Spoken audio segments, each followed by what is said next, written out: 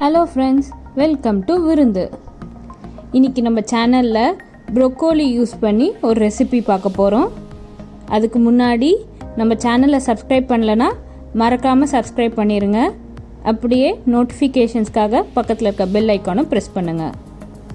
So இன்றைக்கி creamy Malay broccoli எப்படி செய்கிறதுன்னு தான் பார்க்க போகிறோம்.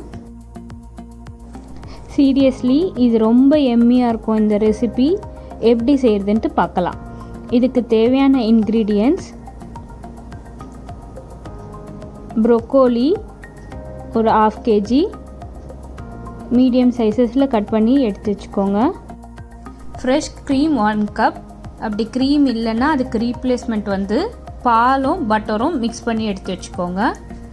Cheese, grated cheese 1 cup. நான் ஒரு 3 க்யூப் சீஸை கிரேட் பண்ணி வச்சுருக்கேன். Curd 1 cup. ஏலக்காய் ஒரு 4லேருந்து ஒரு 5 பவுடர் பண்ணி எடுத்து வச்சுக்கோங்க. பெப்பர் பவுடர் ஒரு 2 டீஸ்பூன்.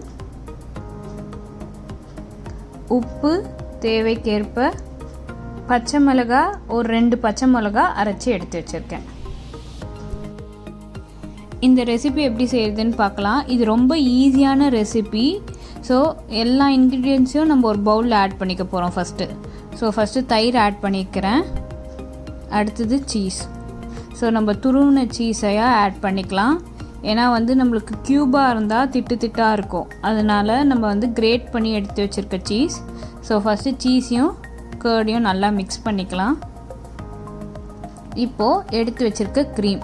ஸோ உங்களுக்கு எவ்வளோ தேவையோ அவ்வளோ ஆட் பண்ணிக்கோங்க. ரொம்ப க்ரீமியாக வேண்டாம் அப்படின்னா கம்மியான க்ரீமியாக ஆட் பண்ணிக்கோங்க. பெப்பர்,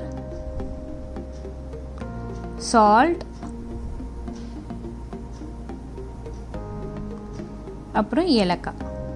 உங்களுக்கு லேட்டராக ஒன்றும் உப்பு பத்தலை இல்லை ஏலக்காய் ஒன்றும் வேணும்னா நீங்கள் அடிஷ்னலாக கூட ஆட் பண்ணிக்கலாம். ஸோ இதில் கொஞ்சம் ஏலக்காய் இருக்கிறதுனால தான் கொஞ்சம் அந்த டேஸ்ட் இருக்கும். ஸோ உங்களுக்கு எவ்வளோ வேணுமோ பார்த்து போட்டுக்கோங்க. பச்சை மிளகா பேஸ்ட். உங்களுக்கு ரொம்ப காரம் வேண்டாம் அப்படின்னா ஒரு டீஸ்பூன் போதும். இந்த ரெசிபிக்கு ரொம்ப காரமும் தேவை கிடையாது. அதனால் காரம் கம்மியாகவே போட்டுக்கோங்க. ஸோ ஒன்ஸ் நம்ம நல்லா மிக்ஸ் பண்ண அப்புறம் நம்ம ப்ரொக்கோலியை வேக வச்சுக்கலாம். ப்ரொக்கோலி வேக வைக்கும் போது நம்ம டர்மரிக் பவுடர் அதெல்லாம் எதுவும் ஆட் பண்ண தேவையில்ல. ஜஸ்ட்டு ஹாட் வாட்டரில் பாயில் பண்ணி எடுத்தால் போதும்.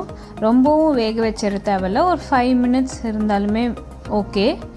ஒன்ஸ் வெந்த அப்புறம் நம்ம தண்ணியை வடிகட்டிட்டு நம்ம பவுலில் ஆட் பண்ணிக்கலாம்.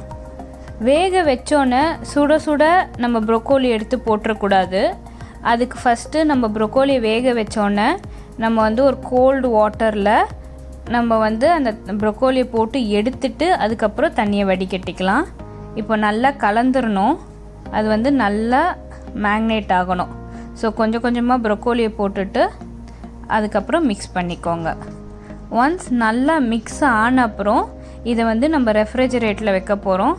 ஸோ ஃப்ரிட்ஜில் ஒரு 1.5 hours 2 hours ஃப்ரிட்ஜில் எடுத்து வச்சுருங்க. ஸோ நல்லா கலந்துக்கோங்க. ஸோ இப்போ எனக்கு க்ரீமியாகவே நல்லா க்ரீமியாகவே இருக்குது. சப்போஸ் உங்களுக்கு ரொம்ப க்ரீமியாக வேண்டாம், எனக்கு ட்ரையாக தான் வேணும்னா க்ரீமை கம்மி பண்ணிக்கோங்க.